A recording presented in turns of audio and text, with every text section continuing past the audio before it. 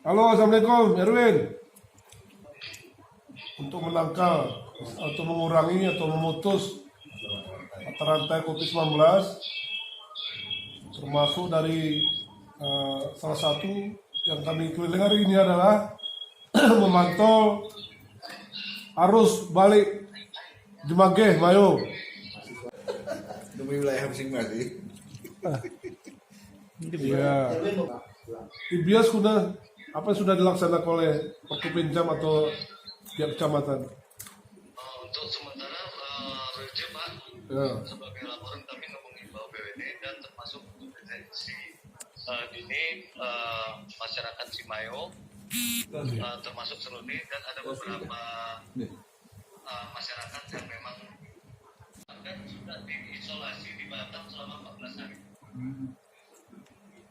Selain itu di Semarang ada juga memang dari wilayah yang terdeteksi adanya ODP yang terlalu banyak. Kita arahkan isolasi